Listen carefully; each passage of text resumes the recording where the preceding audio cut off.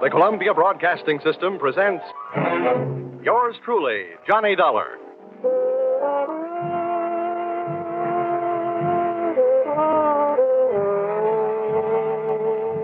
The next half hour has its baggage packed to take a trip with America's fabulous freelance insurance investigator, Johnny Dollar. At insurance investigation, he's just an expert. At making out his expense account, he is an absolute genius.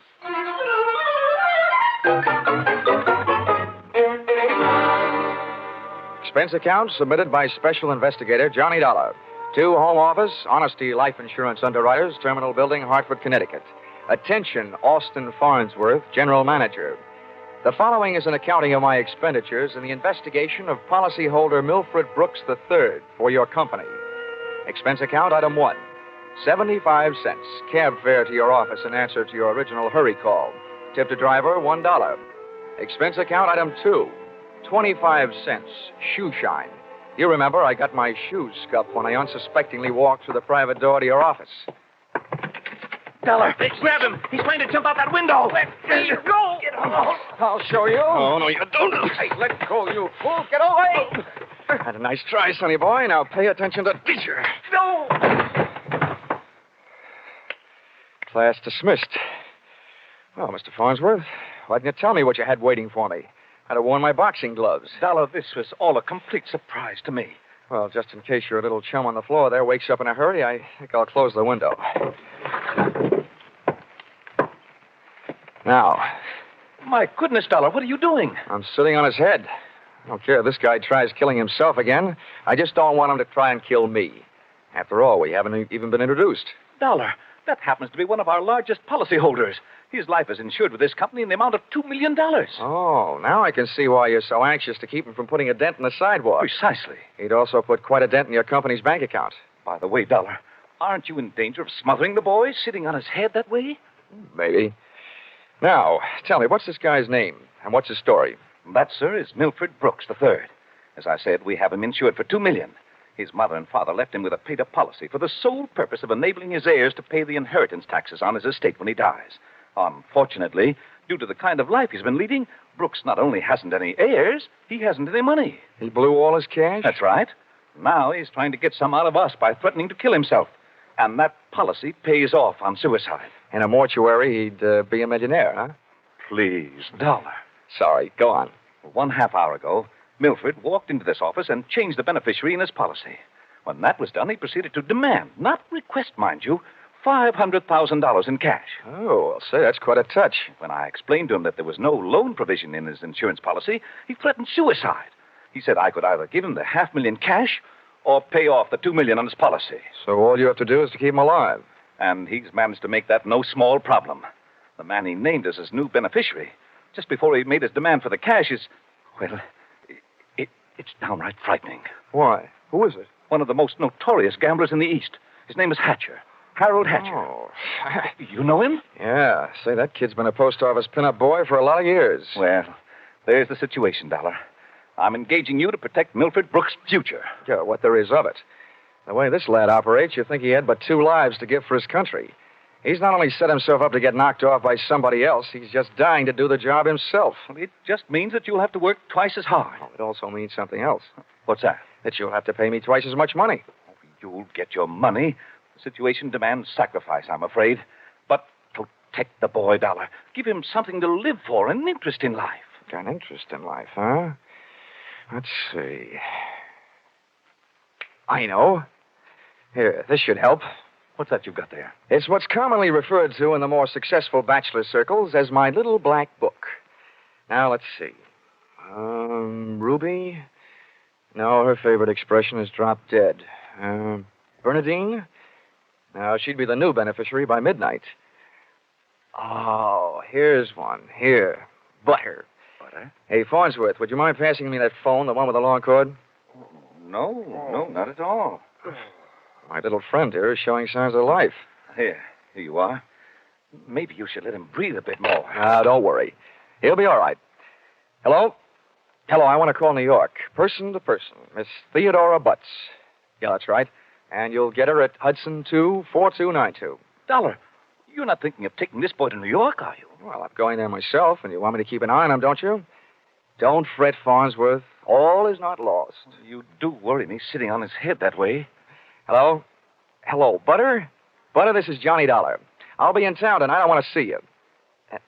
Look, here's what I want you to do. Yes, this is all right to say over the telephone. I want you to reserve a table at the hatchery in my name for 10 o'clock tonight. Will you do that? Okay, I'll see you in a few hours. Huh? But I can't make it any earlier. I'm sitting up on a sick friend. Okay, goodbye. I'm not sure that I agree with your methods. Oh! What's the matter, Dollar? Did he hit you? Hit me? No, he bit me.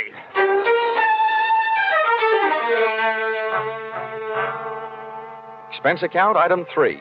Liquor, $18.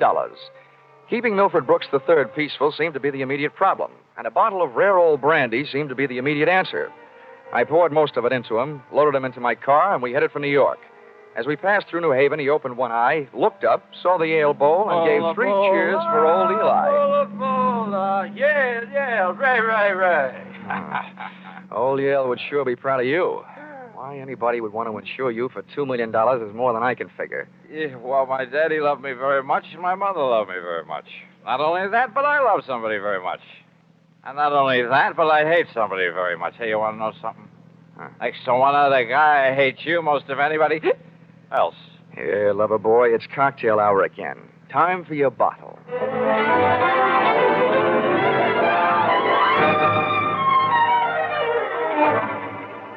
Rolling along the Merritt Parkway, I felt very much alone with my own thoughts. And believe me, they weren't very pleasant company.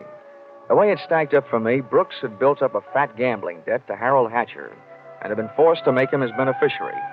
The suicide threat that he was holding over Honesty Insurance Company was a little tougher to figure, unless he was trying to finance a trip for himself to get away from the man with a custom-tailored murder motive, Hatcher.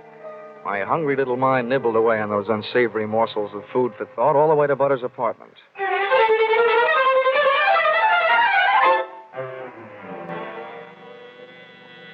Hey, where are you taking me? I want to go to New York. If you don't behave, Buster, I'll punch your ticket. Johnny, darling, welcome to New York. Fastest trip I ever made. Quiet. Well, where did you find this? In a box of Cracker Jacks. Come on, let me in. Oh, I don't know about you, Johnny. Some men bring me flowers and some bring me candy.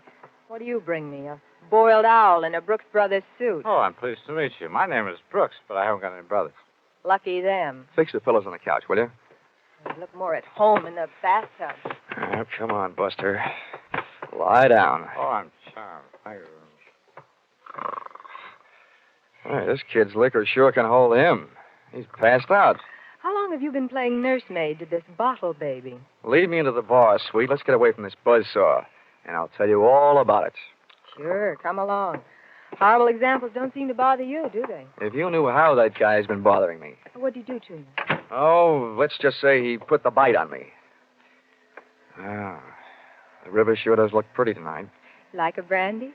Anything but. I've been sniffing that secondhand, all the way from Hartford. Oh, make it a Bravo root beer. Hey, Butter. See that big boat out there? Mm-hmm. Oh, I sure would like to be on it with you.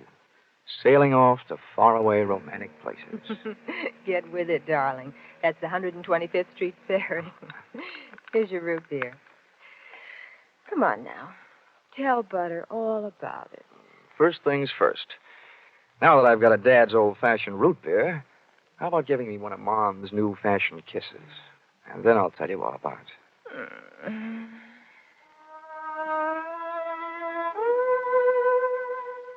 A few seconds later, I proceeded to tell her all about it, and it wasn't easy. Everything about her kept flagging down my train of thought. She was a sympathetic listener to my story until I gave her the answer to her first and only question. Where do I fit into all this? Well, baby, I thought you understood. My job is to give the poor, misguided boy something to live for. That's you. Well, he should live so long. Now, Butter, wait a minute. Well, don't butter me. Now, don't get excited now. You misunderstand. I really mean it. I thought if he just got a look at you, realized that things like you exist, you'd make any man glad to be alive. If you can't stand it, I'll take him away. But I sure need you, Butter. Come on, baby. Melt a little. I wouldn't let you get hurt. You know that. Did I hurt you? No, I'm getting used to it. People have been taking pokes at me all day. I'm sorry. Oh, that's better. Want some more root beer? I want some more of you. How about another kiss? Well, help yourself. Darn. I'll get it, Johnny. Okay, and if a man answers, hang up, will you? Oh, don't worry. Hello. Yes, this is Hudson 24292. Well, that depends. Who's calling? Oh, just a moment. It's for you, Johnny. Mr. Farnsworth. Huh? Oh, okay, I'll take it. Thanks. Say, while I'm talking, be a good girl, will you? And take a look at Milford in the other room. And while you're at it, get me in the root beer, huh? Oh, sure. The service is good around here. Hello, Farnsworth. Yes, Dollar, I'm glad I got you. How'd you get this number? It's the one you called from my office. I remembered it. I have a photographic mind. I hope you haven't got a picture of what I'm thinking. What do you want? I want to know how Milford is. I mean, is he still alive? Of course he's alive. Good, good. Do you suppose I could talk to him? I mean, do you think he'll talk to me? Well, the last time I saw him, he was sound asleep. I'll take a look. Hold the phone. Oh, Butter. Oh, Butter. Hey, Butter. Hello, Farnsworth? Yes, yes. Do you have any aspirin there at your house? Why, of course, Dollar. Why? Well, you better take a handful. Milfred Brooks III just took a powder. I'll call you back. You let anything happen to him, and you'll need the aspirin. I've already got a headache. When Milford left, he took my girl with him.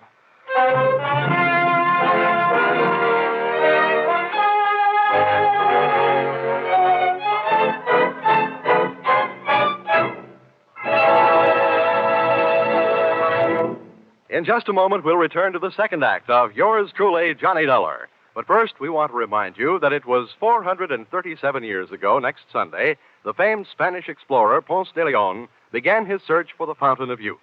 By sheer coincidence, the man who's still looking for it, Jack Benny, will be heard on CBS next Sunday at 7 o'clock Eastern Time. And now, back to Yours Truly, Johnny Dollar.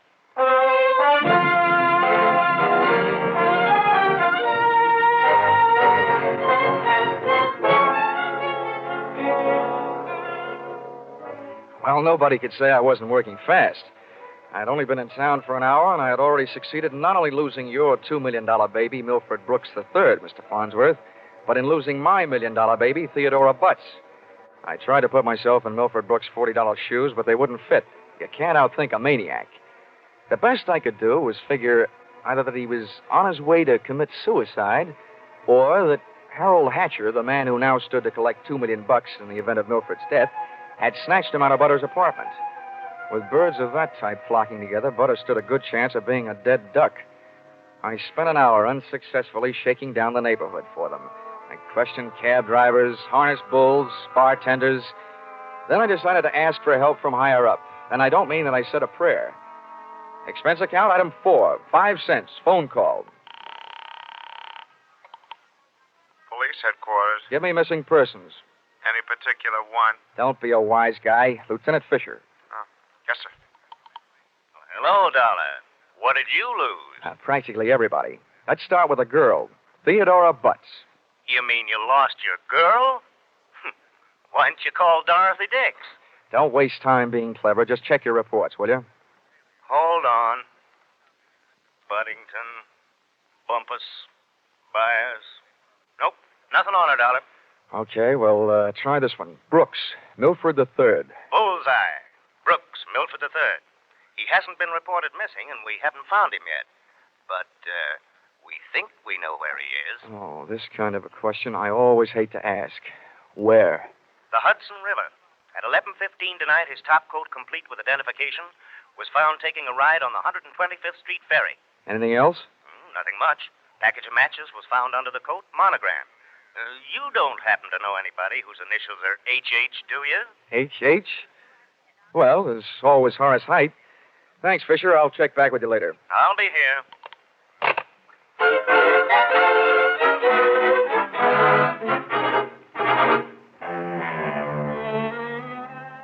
Expense account, item 5. Nightclubs, $28.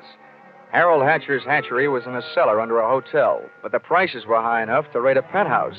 The club was draped in too much satin, its lady customers in too little. The decor was French provincial, music Brazilian, and the food was nowhere.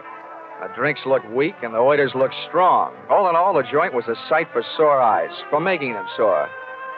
The only pretty thing in the place was a blonde. She came strolling up to my table, her hips unconsciously sending subtle little messages back to the rumba band.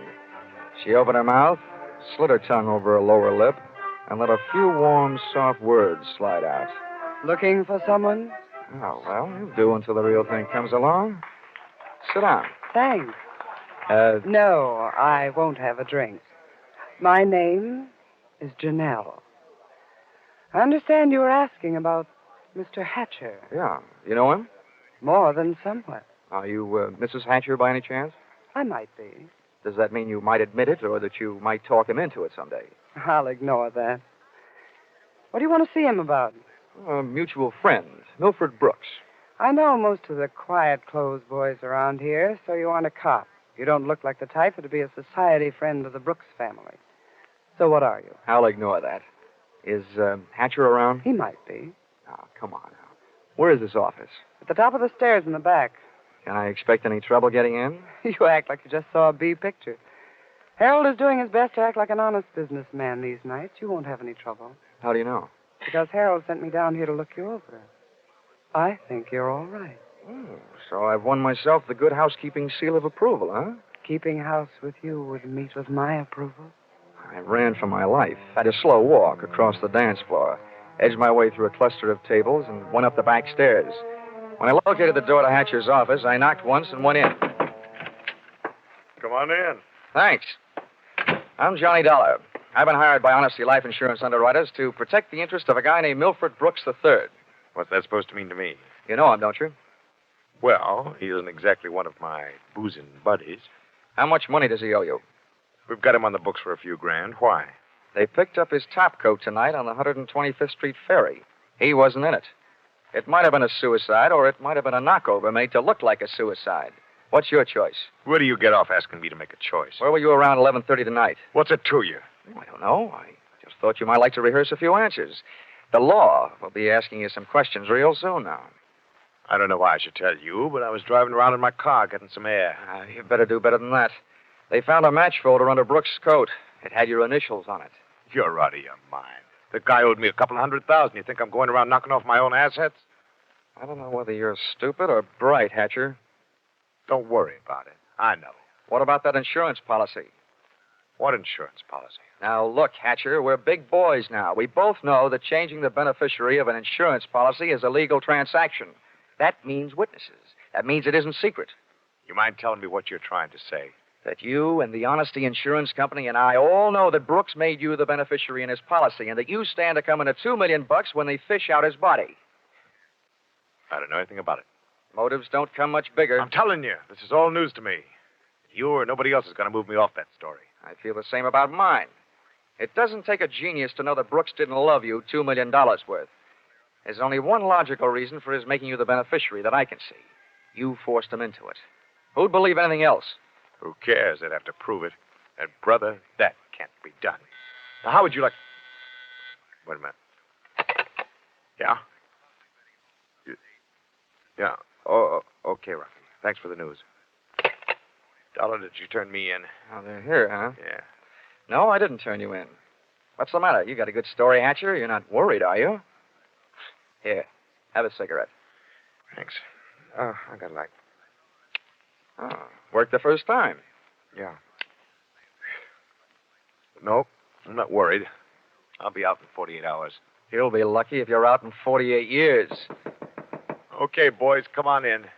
The homicide boys invited Hatcher down to headquarters. He accepted and invited them down to the bar for a no-hard-feelings drink. They accepted. I walked back down the stairs into the club.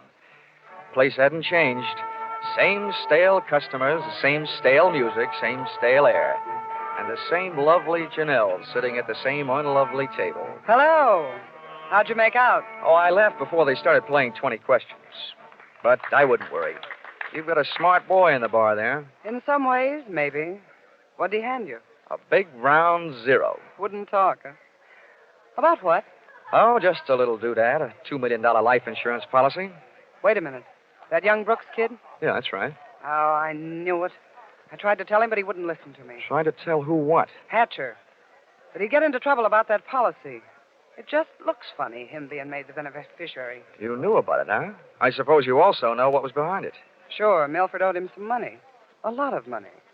It's in writing. What kind of writing? It's a personal note that Brooks was going to get back if he made Harold beneficiary. It's up in his office. Hey, you must be awful close to Hatcher. I'm the close, friendly type.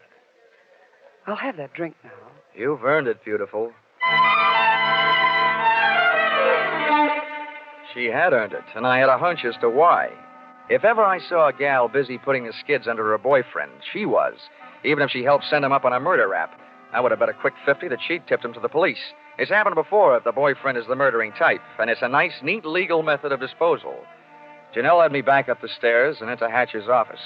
I sent her back down to watch the bar to divert Hatcher in case he decided he'd forgotten something. Brooks's personal note made out to the gambler was easy to find, lying neatly in the middle of the top desk drawer. But I found something even more interesting when I went through his wardrobe closet. I began to see a glimmer of light. And then, encouraged by not too much thinking on my part, it turned into a veritable bonfire, which I hoped wouldn't be too hot for me to handle.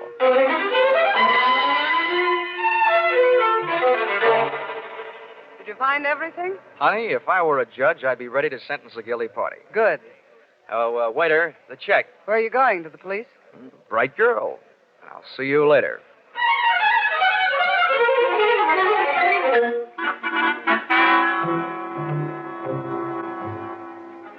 Expense account, item 6. Cab fare, $1. Tip to driver, $1. Once out of the hatchery, I walked to the corner, got into a taxi, and waited. In just a few minutes, my favorite suspect came out of the club, jumped into a taxi, and the chase was on. We nuzzled our way through the traffic over to 2nd Avenue and headed downtown. Then he took a right turn on 45th Street over to Lexington and headed uptown. But they didn't lose us. At 72nd, the cab ahead turned right and pulled to a stop. My driver was on his toes, and his toes were on his brake. We stopped, too, half a block behind. You want I should wait? No, here you are. Keep the change.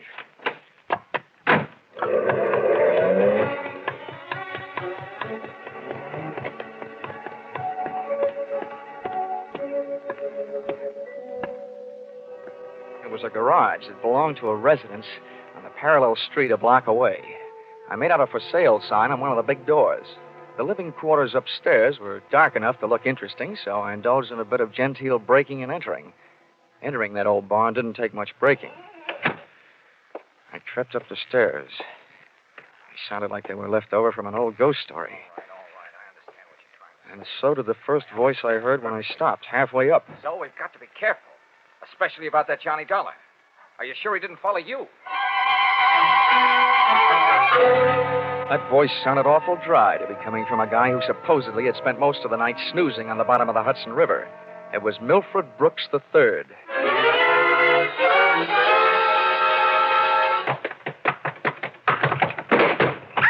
Get up on your feet, Brooks. Now, wait a minute. No! I started this thing slugging you. I might as well finish it the same way. Leave him alone. He's mine. Pull in the claws, Angel, and sit on his lap. Oh, you Connecticut hick. I'll kill you. Look, I'm the last guy in the world who enjoys physical violence, give or take.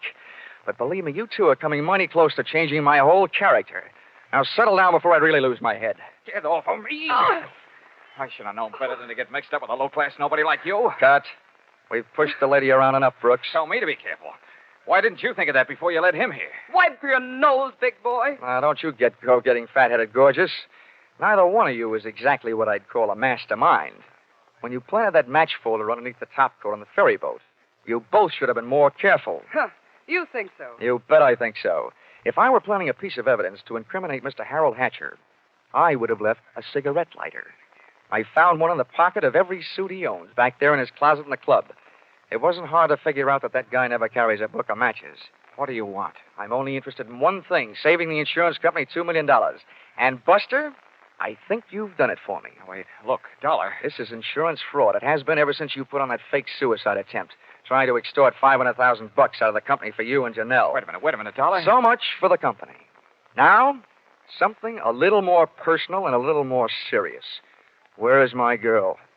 Well, she's all right, Dollar. I couldn't help it. I had to get out of that apartment. She caught me leaving. I had to take her with me. Where is she? Well, I didn't mean to hurt her. I was afraid she'd yell. Why, you miserable... I'll tell you where she is, Dollar. I put her in a cab and sent her to the emergency hospital. Get up. Oh, no. No, Dollar, please. I'm let gonna me give you explain. the beating Wait a yell. minute, Dollar. Harold. Hatcher. You had your fun, Dollar. Now I want mine. How did you get here? New York City, world's most efficient police force, remember? When they think maybe a guy's jumped off a ferry boat and nobody's seen him do it, they check the turnstile counters at each end.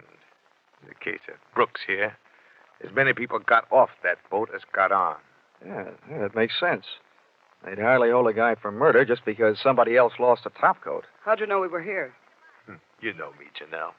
You never go any place that I don't know about. Okay, Brooks, you felt like explaining. Now I feel like listening. Get it up. I don't know what you mean. I know what you mean, Hatcher. One, he gave you a big, fat $2 million motive for murder. And two, he did his best to make it look like you did murder him with that broken-down match cover plan on the ferry boat. Why? Well, they wanted to get rid of you and live happily ever after. The big mistake they made was in trying to shake the insurance company down for some ready cash. And you, baby. Harold, You please. put him up to it, didn't you, you cheap little muscler? No, Harold! Calm down, Hatcher. You don't need a gun around here. They're tame. You don't know me very well, Dollar. I'm going to teach all of you amateurs a lesson. How these things are really done. Come on, Brooks. No, Hatcher. You can have everything I've got. For a second, it looked like Hatcher was going to take everything. But I hadn't gone that far to see Brooks knocked off with me as a witness. Hey, maybe I wasn't going to be a witness. Maybe I was going to be a victim, too. When that thought hit me, that's when I flew across the room and hit Hatcher on a do-or-die flying tackle from behind. Oh. Hatcher went down shooting. I went down kicking, and a lucky boot knocked the gun out of his hand. I beat him to it and swung it straight into his skull. Oh! Half the people in the room were lying there bleeding. Brooks from a gunshot, Hatcher from the gun butt. Janelle and I both stood there panting. But believe me, not for each other. We stood that way until the police arrived.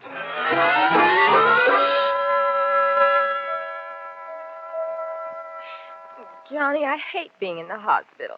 But I look awful. Butter, honey, you look lovely in white. This patch on my head, Johnny, they had to cut a big hunk of my hair off to put in the stitches. Oh, that awful man. Well, if it'll make you feel any better, baby, that awful man got taken care of.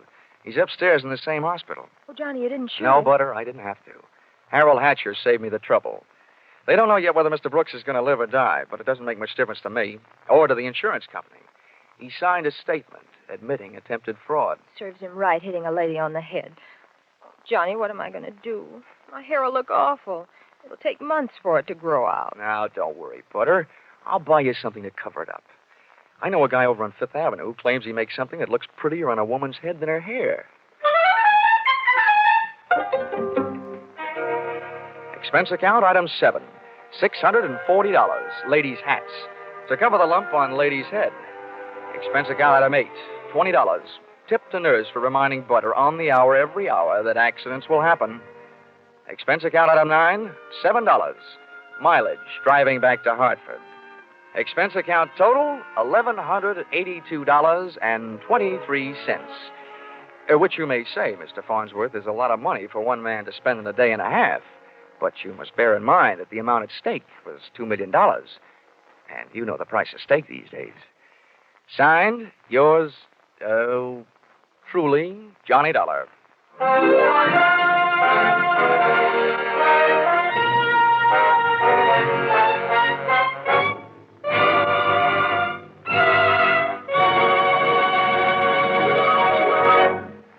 Listen in again next week when CBS brings you yours truly, Johnny Dollar, with Charles Russell as Johnny. Yours truly, Johnny Dollar, is written by Paul Dudley and Gil Dowd, with music by Mark Warno, and is produced and directed by Richard Sandville for CBS, the Columbia Broadcasting System.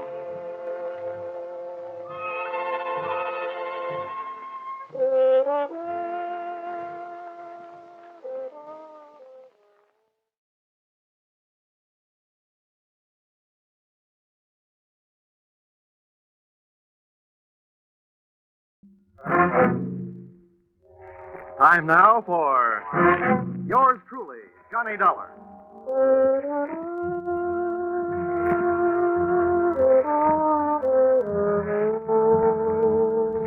The next half hour has its baggage packed to take a trip with America's fabulous freelance insurance investigator, Johnny Dollar. At Insurance Investigation, he's just an expert. At making out his expense account, he's an absolute genius. Expense account submitted by Special Investigator Johnny Dollar to Frederick Kimball, General Manager, Fine Arts Insurers Incorporated, New York, New York. The following is an accounting of my expenditures in the investigation of the stolen portrait of the Duke of Masson, or who opened the season on Canvasback Duke.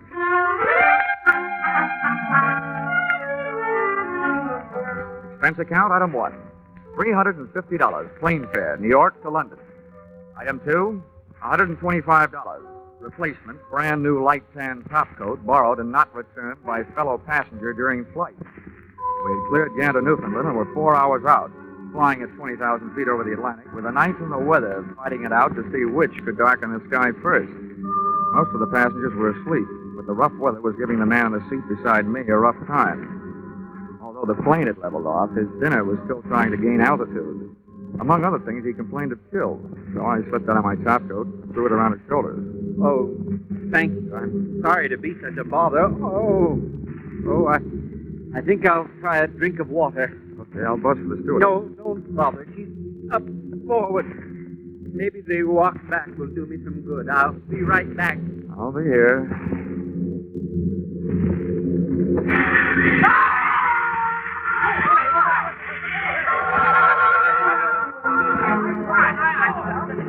My seatmate had carried his constitutional too far. He stepped out for a breath of fresh air. I didn't think anybody could get sick enough to do that. By the time I got to the back of the ship, the rear seat passengers were milling around the aisle, all of them claiming not to know anything about what had happened. I didn't either. But if my ex-friend hadn't got out of the plane, he'd been pushed. And that posed this tantalizing question. If he'd been pushed, and since he'd been wearing my light tan topcoat, was I the one who was supposed to be taking that 20,000-foot swan dive into the Atlantic? I looked over the passengers, and to me, they all looked guilty. But I knew they couldn't be. I also knew I had no chance of finding out which one was.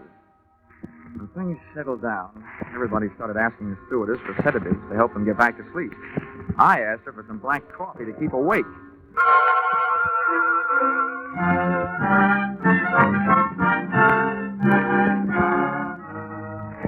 By 4 o'clock the next afternoon, I was in good health, in London, and in the office of your policyholder, Dexter Morley. Yes, I've been expecting you, Dollar. Your company cabled that you were coming. They're very generous of them to send you all the way over here to help. The way I have to pad my expense account to make an honest living. Don't ever accuse my clients of generosity. Oh? Oh, no. They aren't being soft-hearted benefactors. They're being hard-headed businessmen. If that painting stays lost, it'll cost them $250,000. Well, I'd better brief you from the beginning. Oh, if I yawned during your story, Morley, don't mind. I'm just sleepy. I see.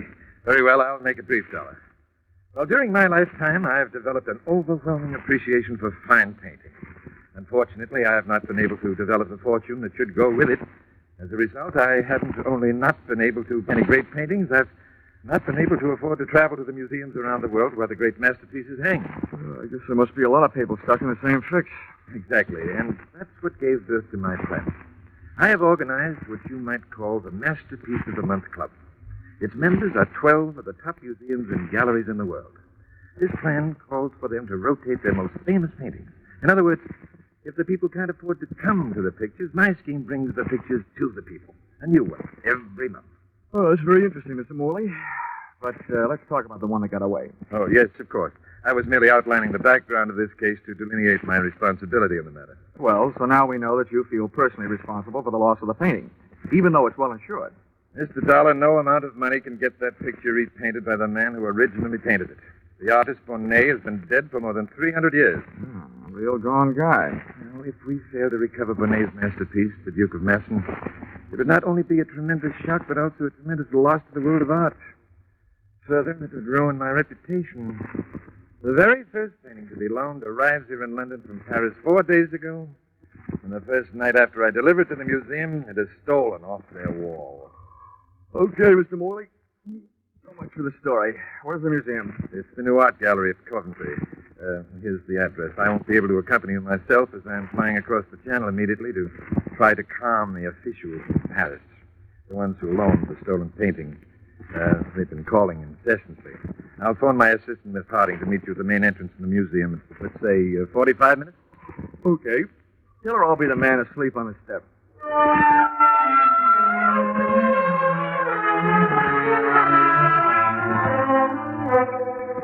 Expense account, item 3. Sixpence halfpenny, London papers. To read while waiting for Miss Harding at museum entrance. No matter what I told Mr. Morley, I was afraid to go to sleep. Page 1 of each newspaper referred to my reason. The misadventure which had occurred on a plane the night before. A possible attempt on my life. Then along came another good reason for my lids not drooping. Miss Harding was an eye-opener. Speaking in artistic terms, no painter could completely capture her dimensions. A sculptor could compose her. As far as I was concerned, so could she. And she did. Would you see Mr. Dollar? It would indeed. I'm Miss Harding. Mr. Morley indicated that I might find you asleep. I say that must have been a shocking experience on the way over. Oh, not only shocking, but frustrating. Oh? Yes, there was nothing much that could be done. We circled long enough to drop a few life rafts, some flares, and a big glob of yellow oil to help mark the spot. Then all the pilot could do was call for the air sea rescue boys and hope. Yes, it's been in all the papers the whole day. Poor chap. Yeah, it could be that there, but for the grace of a light tan topcoat, go I. What was that? Oh, nothing. Well, shall we go museum prowling? Yes, of course, though. Oh, there isn't much to see, just a blank space on the wall. Well, let's take a look anyway.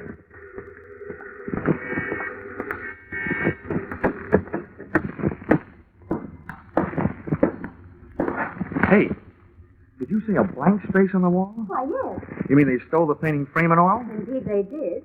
Oh. Art thieves are doing things the hard way these days.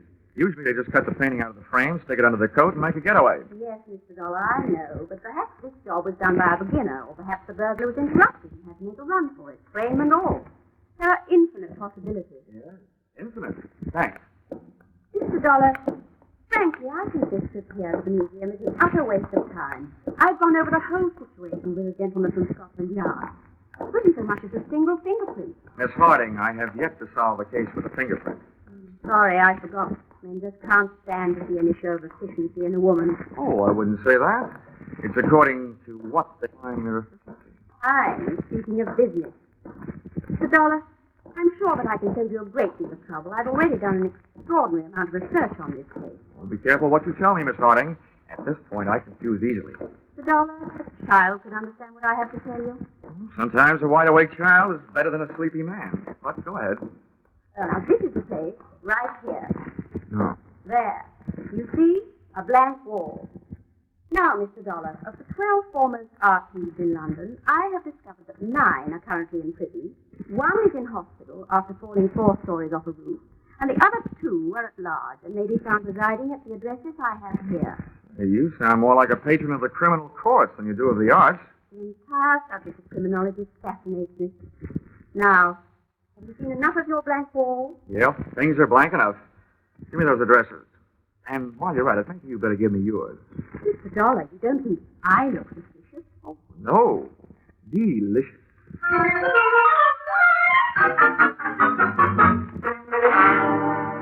Expense account, item 4. 5 shillings. Cab fare to Scotland Yard. Tip to driver, 2 bob. When it comes to money, I speak all languages. Scotland Yard from the outside looked like a big public school. Well, it has taught a lot of lessons to a lot of people.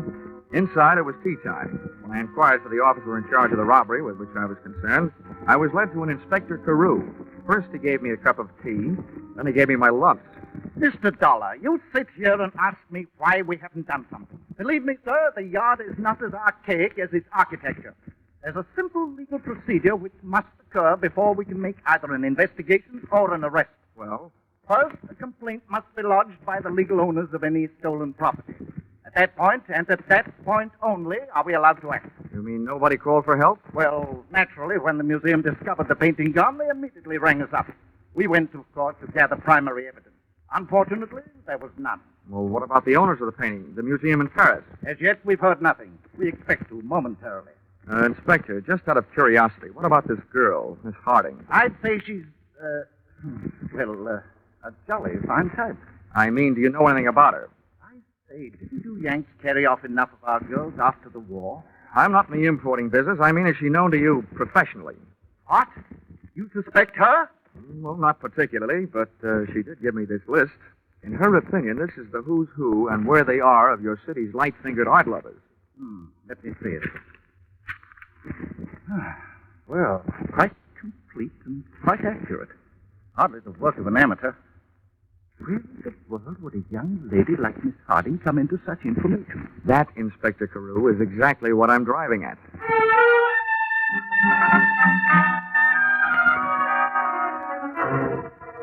Back in a taxi, headed from Scotland Yard on my way to check into the Mount Royal Hotel, I gave my eyes a rest at the risk of missing the sightseeing, but my mind refused to follow suit.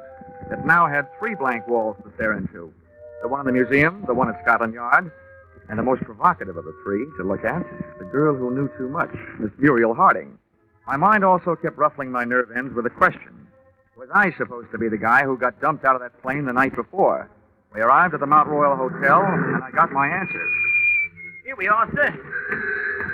That's the Mount Royal, right dead on across the way. You can't miss it. Okay. What's the bill? To you, sir? That'll be half a crown. How much? 2 and 6, sir. Oh, here, you figure it out. Phew. God, ever so, Governor. Look out, Governor, mind that car! That was a close one. You all right, Governor? Yeah. Blimey, since the cars are back on the street, it's more dangerous to walk around now than it was when them ruddy buzz bombs were dropping. Yeah, a couple of good things about the buzz bombs, though. Nobody aimed them at you personally, and nobody was at the wheel to steer them.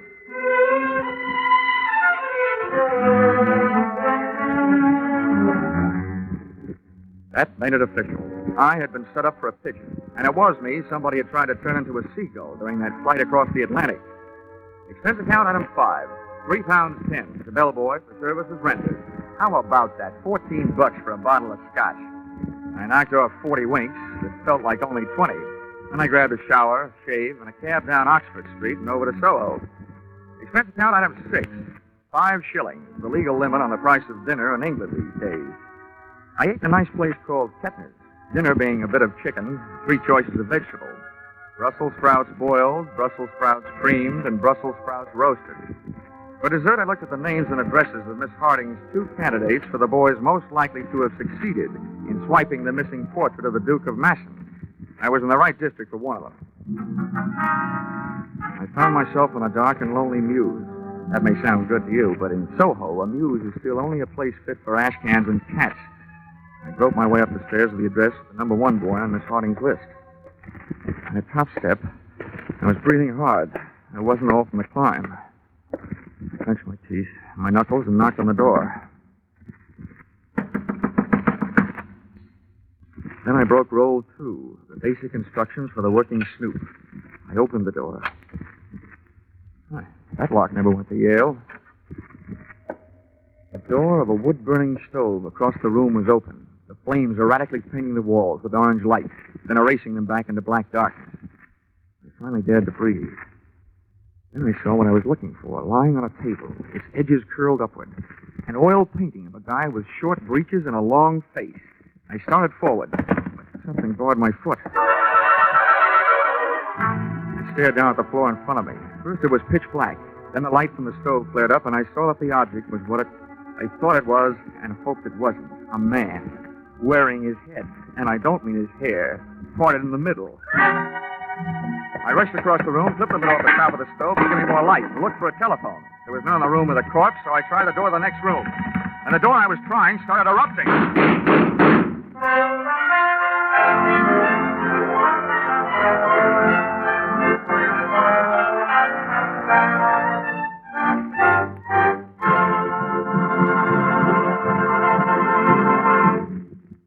In just a moment, we'll return to the second act of Yours Truly, Johnny Dollar. But first, we want to remind you that those delightful, charming neighbors, Ozzie and Harriet, are coming back home next Sunday night, coming back to CBS. You'll be able to join them on most of these same stations at 6:30 Eastern Standard Time, just before the Jack Benny Show. Ozzie and Harriet now have their own sons, Ricky and David, playing themselves in place of the young actors who formerly portrayed them. So make it a party for your whole family when Ozzie and Harriet, Ricky and David come home with their fun and laughter to CBS next Sunday night. And now, back to yours truly, Johnny Dollar.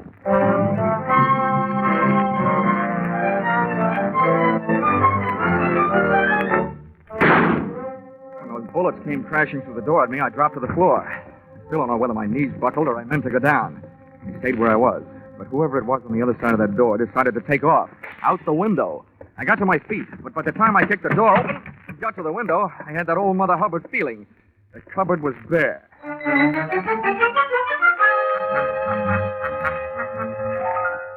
And that's what I'm doing here in your flat, Miss Harding.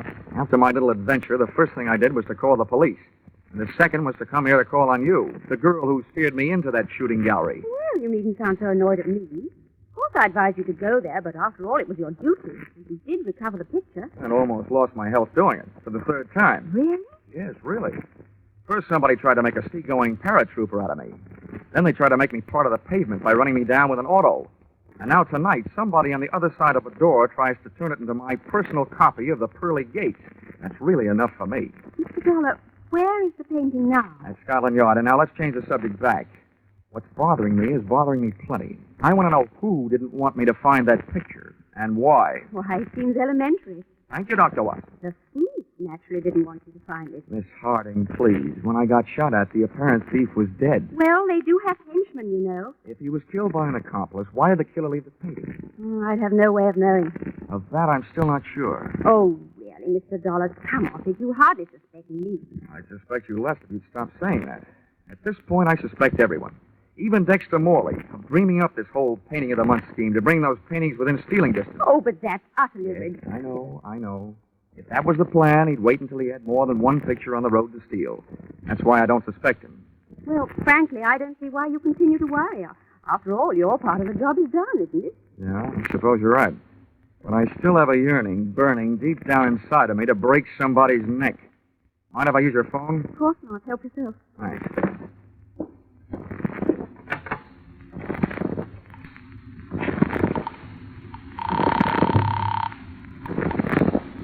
This is the transatlantic overseas operator. Hello, I want to talk to New York. Now, don't worry, I'll call collect. My name is Johnny Dollar. I want to place a collect call to New York. Number is Plaza 6, 9184. Check this, please, sir. Your name is John Dollar. New York number you're calling is Plaza 69184. And the call is collect, correct? Correct. Collect. Right you are, sir. We shall ring up immediately if there's a clear circuit. Thank you. They'll call me. Well, while you're waiting, you should probably do with a bracer. You care for a drink? What have you got? Oh, gin and orange, gin and lemon, gin and Italian, or gin and French. No whiskey. No, thanks. Well, come and sit down over there. Very restful. What's more restful in the eyes where I am? Here, I can have a better look at you. However... Why, Mr. Dollar, you can be charming. Do you mind if I change the Mr. for Johnny? It sounds much more fun. I'll swap you one Johnny for every Muriel you let me use. It's a bargain. Now, tell me about yourself. Your line of work fascinates me. I'm an absolute bug on criminology. At the moment, Muriel, that happens to be my unfavorite subject. Let's talk about you. Where shall I begin? Just after the age of 21? You're a saucy type. At the age of 21, I was serving in the WAF. Huh? The Women's Air Force. Oh, you must have had a lot of exciting adventures. Rather. What was the most exciting? Oh, I think perhaps the night the young U.S. Air Force captain kissed. Oh, one of the boys of the Wild Blue yonder. Maybe it was the blue of your eyes that made him wild. Johnny. I know how he must have felt. Hey, Johnny.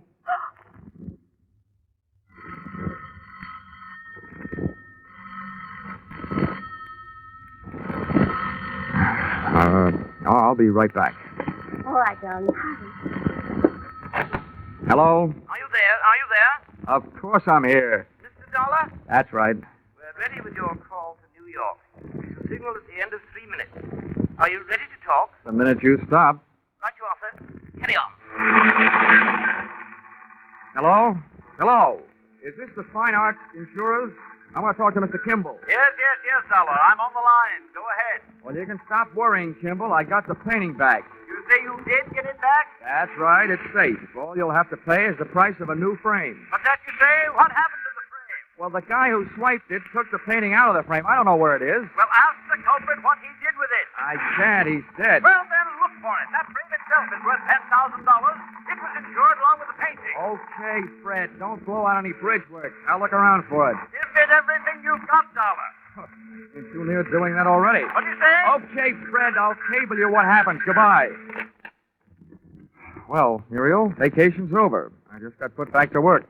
I gather from your conversation you want to send you chasing off into the night to look for the picture frame. Yeah, that's it. Oh, it's ridiculous. The police have probably already found it somewhere in that fellow's flat. I'll check that. But my work is personal service.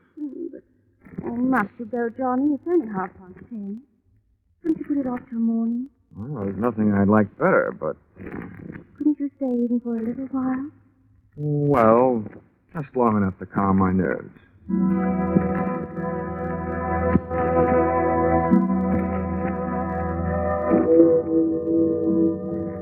Big Ben was ringing up midnight on Time's greedy cash register when I finally cleared with a bobby guarding the back alley flat that had not so long before given up one unprecious life and one very precious painting.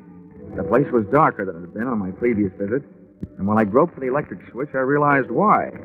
There had been a brisk fire blazing before. In the bottom grate of the stove, I found enough unburned portions of the hot picture frame to justify my conclusions.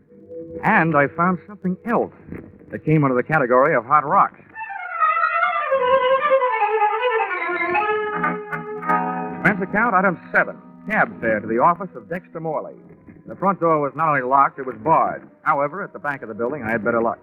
A loose window down to the basement. I could have broken the law, but I didn't want to break my neck, so I snapped on a light. The basement was loaded with cabinet-making equipment. But for my dough, they weren't making any cabinets. There was a bench with a power drill, and on the floor below it, a pile of sawdust and wood shavings. That was normal enough, but the sawdust pile was glinting with tiny specks of crystallized glue. With what I had now, all I had to find was Dexter Morley. He made that easy. He found me. Stay down there, Dollar. Right where you are. Well, welcome home from that trip to Paris you didn't take.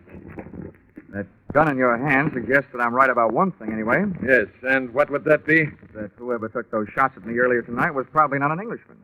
The bobbies over here don't carry guns, which makes most English mugs afraid to. You're an American. That's interesting, but hardly valuable. I've got some more. How valuable is this? I think you're in on, or at the head of, a very high-class smuggling racket. And I think you set up that painting of the month scheme of yours to establish just about the neatest method of smuggling that I've ever heard of. You're very generous, but I know how I operate, so what you could tell me about it could do nothing more than bore me. What I want from you are the diamonds. Maybe I can trade you. Some diamonds for some answers. You're in no position to bargain. Give me the diamonds or I'll shoot you and take them off you. No, wait a minute. I'd better explain my bargaining position. And I think you'll admit it's not the worst. Since you must have followed me here, you know I took a cab from the murder flat. One without a taillight, so you don't have the number. But, brother, I do.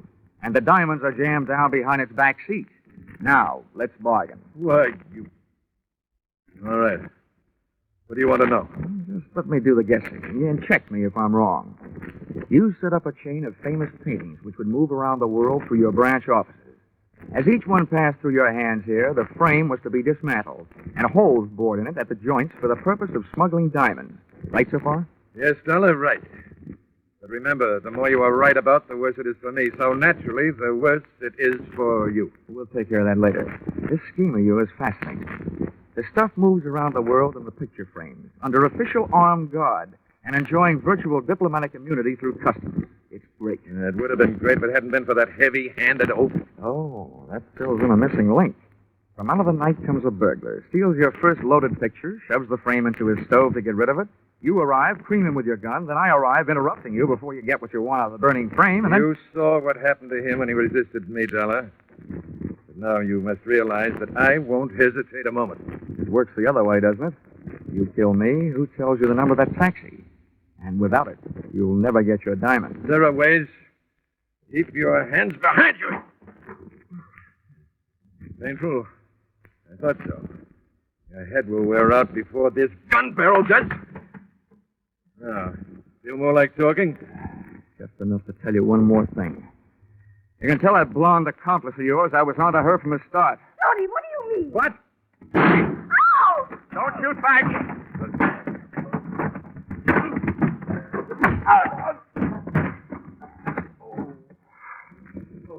can't repay you for those 3 tries you made or had made on my life, Morley. But here's what it feels like being hit on the head with a gun. Yeah, rockabye booby.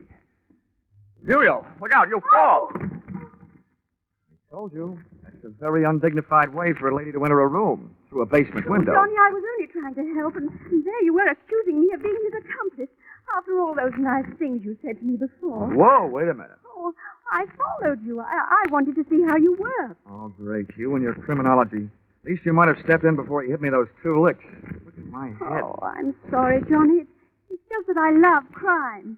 Oh. Come on, get up. Oh. Would be a crime if Mr. Worley there woke up and I had to put him back to sleep again before the police got here. Well, what was it all about? It was about these little black things. I've got a pocket full of them. Here, scrape one of them with your fingernail. Oh, glass. Honey, that's the kind of glass a fellow hands his girl when he wants to be engaged to marry her. Johnny, darling, you mean... Yes, I mean only that they're diamonds.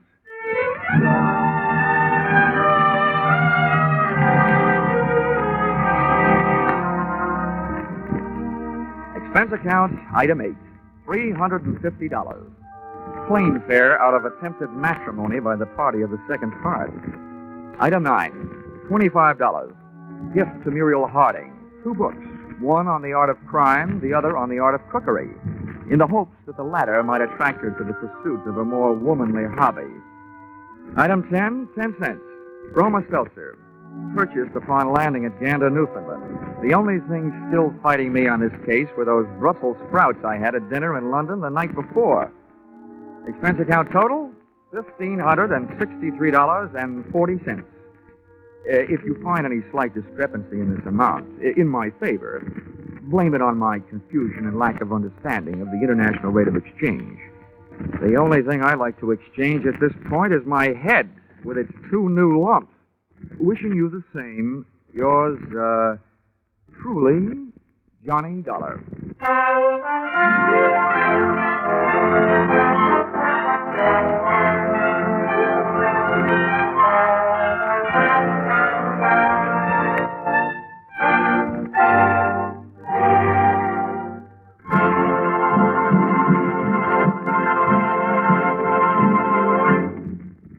In just a moment, more about Johnny Dollar. But first, Academy Award winner Jane Wyman comes as guest to the Family Hour of Stars, and Ozzie and Harriet return in triumph to CBS. These are 2 headline-making events for next Sunday night. Add these 2 shows to the top comedy of Jack Benny, the feminine charm and dramatic talents of Helen Hayes and Eve Arden, the ace comedy teams of Amos and Andy and Lemon Abner, and CBS Sunday night makes great news. On top of this, there are the notable mystery capers with Sam Spade and the laughter with Life with Luigi and It Pays to Be Ignorant. So don't miss a single one of CBS 10 great entertainments next Sunday night when they're heard over most of these same stations. Jack Benny, of course, comes to you over them all.